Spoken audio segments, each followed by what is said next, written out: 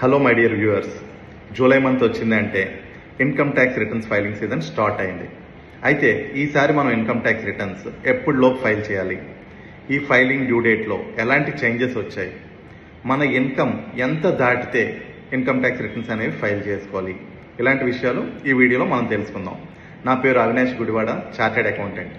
Financial year 25-26 అంటే 1 April 2025 నుంచి 31 March 2026 వరకు ఏదైతే మనం ఆదాయం ఉంటుందో ఆ ఆదాయాన్ని అసెస్మెంట్ ఇయర్ 26-27లో రిటర్న్స్ ఫైల్ చేయాలి. ఇది లాస్ట్ అసెస్మెంట్ ఇయర్, ఎందుకంటే నెక్స్ట్ ఇయర్ నుంచి కొత్త యాక్ట్ వస్తుంది.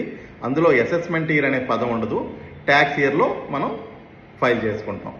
ఇప్పుడు ఈ లాస్ట్ అసెస్మెంట్ ఇయర్ అయిన 26-27లో మీ ఆదాయం అదర్ దెన్ బిజినెస్, శాలరీ కానీ, పెన్షన్ కానీ, హౌస్ ప్రాపర్టీస్ నుంచి వచ్చిన రెంటల్ ఇన్కమ్స్ కానీ, క్యాపిటల్ గెయిన్స్, బ్యాంక్ ఇంట్రెస్ట్ ఇలాంటివి ఏవైనా ఉండి ITR 1 ఆర్ ITR 2లో ఫైల్ చేసుకుంటే మీ యొక్క income tax returns due date వచ్చి 31 జూలై 2026.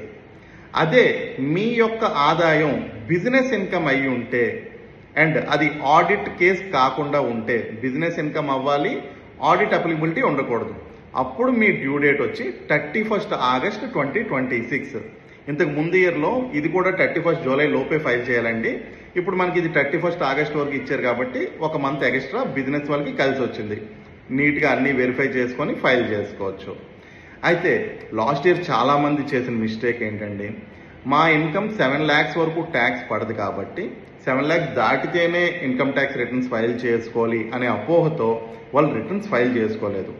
నోటీస్ వచ్చిన తర్వాత వాళ్ళు ఇన్కమ్ ట్యాక్స్ రిటర్న్స్ ఫైల్ చేసుకున్నారు. సో అప్పుడు 5,000 ఎక్స్ట్రా పెనాల్టీ కట్టి వాళ్ళు ఇన్కమ్ ట్యాక్స్ రిటర్న్స్ ఫైల్ చేసుకోవాల్సి వచ్చింది. సో ఆ మిస్టేక్ ఇయర్ ఎవరు చేయకూడదు కాబట్టి 12 lakhs దాటితేనే ఫైల్ చేయాలి అనే మిస్కాన్సెప్ట్ని, మిత్ని తీసేయండి. మీ ఇన్కమ్ బేసిక్ ఎగ్జంప్షన్ లిమిట్ కన్నా ఎక్కువ ఉంటే మీరు ఇన్కమ్ ట్యాక్స్ రిటర్న్స్ ఫైల్ చేసుకోవాలి. సో బేసిక్ ఎగ్జంప్షన్ లిమిట్ వచ్చి 4 లక్షలు. ఇప్పుడు న్యూ ట్యాక్స్ రిజిమే ప్రకారం మీ ఆదాయం 4 లక్షల కన్నా ఎక్కువ ఉంటే మీరు ఇన్కమ్ ట్యాక్స్ రిటర్న్స్ అనేవి ఫైల్ చేసుకోండి. మరిన్ని విషయాలు, మీరు రీఫండ్ స్మూత్గా ఎలా రావాలి, ఇన్కమ్ ట్యాక్స్ రిటర్న్స్ తీసుకునేటప్పుడు ఎలాంటి జాగ్రత్తలు తీసుకోవాలి, ఇలాంటి విషయాలన్నీ తెలుసుకోవాలంటే stay tune to our channel. Signing off your Avinash Gudivada, chartered accountant.